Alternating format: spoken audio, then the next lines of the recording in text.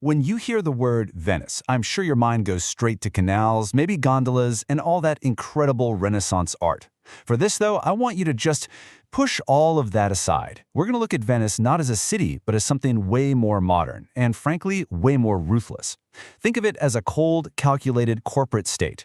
So let's get right into it. How did a city that's literally built on water, with no real natural resources to speak of, become one of the most powerful and wealthiest places on Earth for centuries?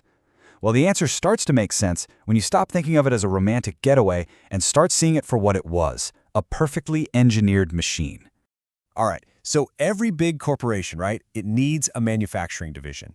For Venice, that was the legendary Arsenal. And look, this was not just some shipyard. This was, you could argue, the largest single industrial complex in Europe before the Industrial Revolution even kicked off. This was the hardware department of Venice Incorporated. And get this, at its absolute peak, back in the 16th century, the Arsenal employed a staggering 16,000 people. Just let that number sink in for a second. That's the size of a pretty big town today, all dedicated to one single industrial purpose, building the ships that were the absolute lifeblood of the Republic. The speed they operated at was just mind-blowing. A production rate of nearly one fully equipped warship per day. You have to understand, other European powers would take months, sometimes longer, to build a single ship like this. This wasn't about craftsmanship in the old sense. This was mass production on a scale the world literally wouldn't see again for hundreds of years. So how in the world did they pull it off? Well, their secret was something truly revolutionary, a moving assembly line. Instead of having workers run all over the place to build a ship, the ship itself moved past the workers. Galleys would be floated down a canal, and at each stop, a different specialized team, using standardized, pre-made parts, would do their one job: framing, planking, rigging, dropping in the cannons. It was a system of pure, cold, unbelievable efficiency. I mean, this whole operation was so massive, so famous, it even ended up in Dante's Inferno. And think about how he described it, not as a place of beauty or wonder, but as this hellish industrial landscape of boiling pitch and non-stop gritty labor. This wasn't art. This was the loud, brutal, and incredibly effective engine room of an empire. Okay, but all that amazing industrial hardware is pretty useless if you don't have the software to manage it all, right? And that brings us to the second critical piece of the Venetian machine, its finance department. This is the system that allowed Venice to control a global commercial empire with almost scary precision. The tool they perfected for this was double-entry bookkeeping.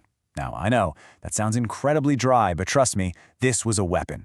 In a world where most merchants were using these messy, confusing ledgers, this system gave Venetian traders a crystal-clear, real-time picture of their assets, their liabilities, and most importantly, their profit and loss.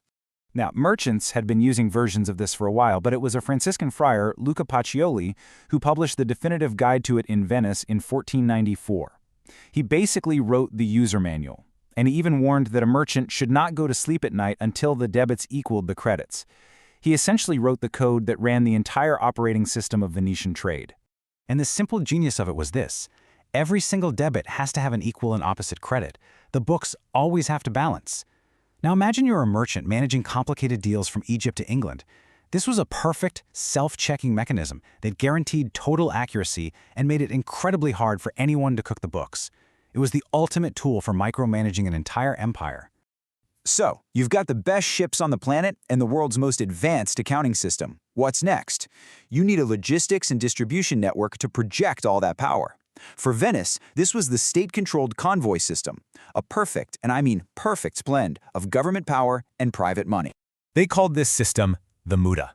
And these were not just some trade convoys. Nope, these were state-sponsored naval expeditions. The government organized them, they armed them to the teeth, they set all the rules, and then they auctioned off the right to lead them to private merchant groups. Talk about a public-private partnership designed for total market domination. The key thing to understand here is the sheer level of control. The state owned the ships. The Senate decided the routes, the timetables, even what kinds of cargo could be carried. The private merchants put up the capital and took on the risk, sure, but they were operating completely inside a system built to serve the strategic interests of Venice first. This system crushed risk from pirates and rivals while maximizing profit and control for the Republic. And this brings us to the last, and maybe the most chilling, department of Venice Inc., corporate security. To protect this massive, complex machine from threats both inside and out, Venice built one of the most sophisticated and feared intelligence agencies in history. At the very heart of it all was the Council of Ten. It started out in 1310 as just a temporary committee to investigate a coup attempt, but over the next century, it grew into this permanent, shadowy, all-powerful part of the state. It became so powerful that it eventually created the State Inquisitors, a secret tribunal that answered to absolutely no one.